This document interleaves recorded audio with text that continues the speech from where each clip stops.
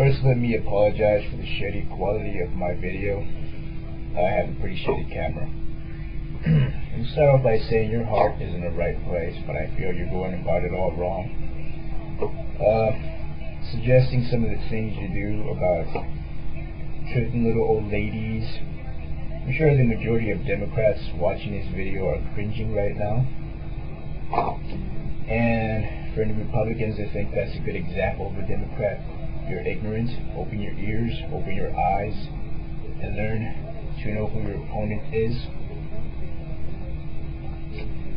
Also, saying that we don't need a government for 2 years. We need a government. Without it, there's only chaos, not order. We need order.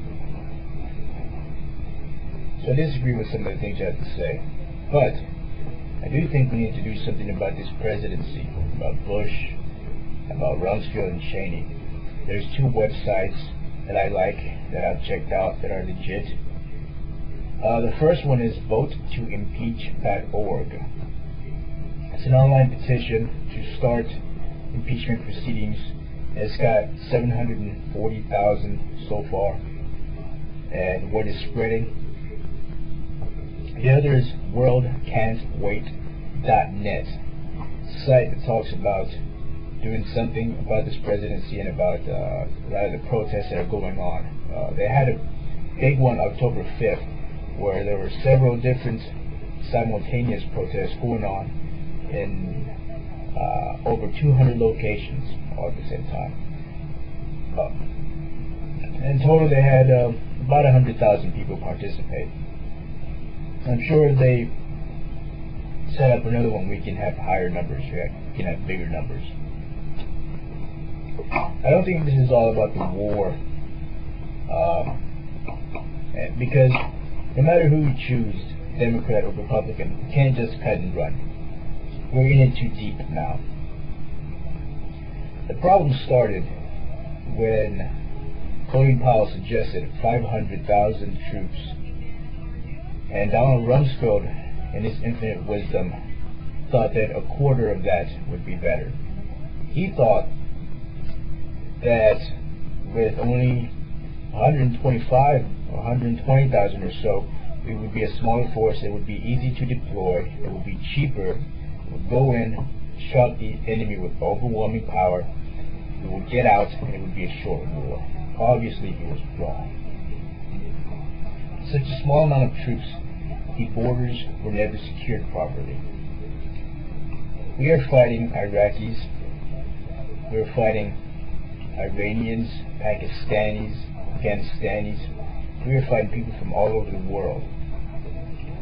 Every day, more and more terrorists and new weapons cross over into Iraq through the unsecured borders. It's an endless supply of terrorists. Now, of course, that's some Iraqis. There's still a lot of good Iraqis out there. There are Iraqis that have helped U.S. forces catch terrorists.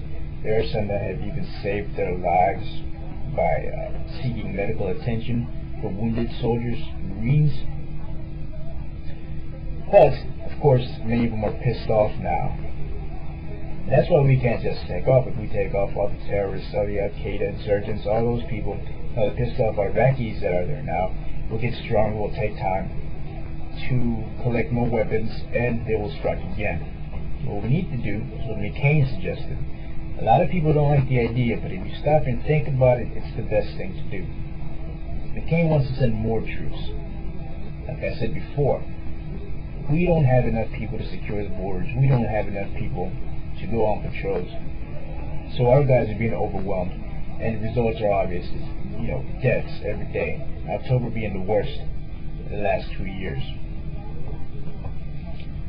With more troops, we can secure the borders. We can stop all those terrorists from coming in. We can stop all those weapons from coming into the country.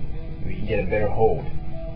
We should have gone in with 500,000 or with several 100,000, like all the Joint Chiefs of Staff suggested, like Colin Powell suggested. But it's too late. We can't fix Rumsfeld's mistake now. What happened has happened. And all the deaths as a result of that aren't going to be undone.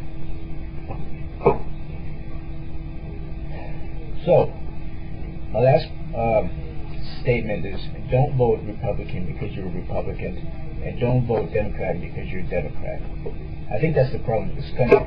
Instead of people just shutting up and opening their eyes and ears and listening to what people have to say and facts and what's really going on, they choose their side, and they lie for their side, they exaggerate for their side, they twist the facts.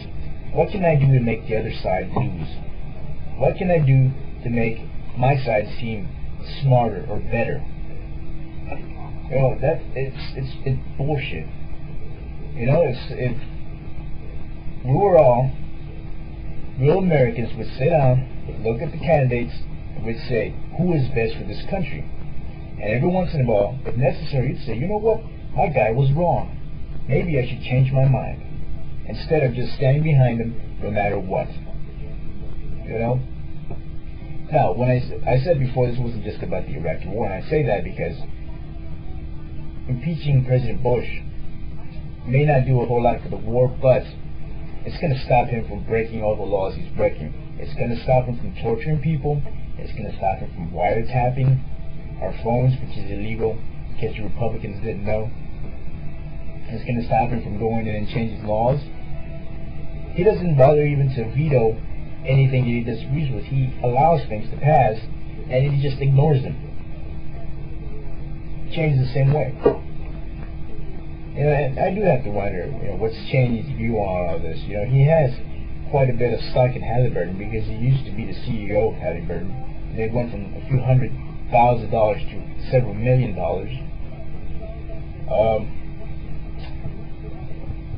And when he's getting richer, our country is going further and further into debt.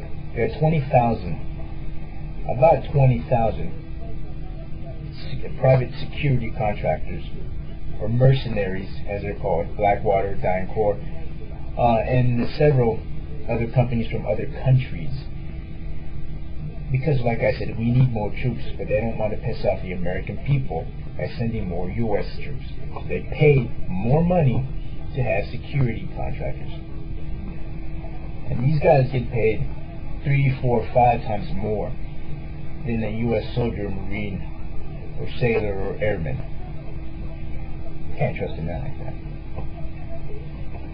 Anyway, like I said, your heart is in the right place, but be careful what you say, because you might end up hurting the cause instead of helping it. That's all I have to say.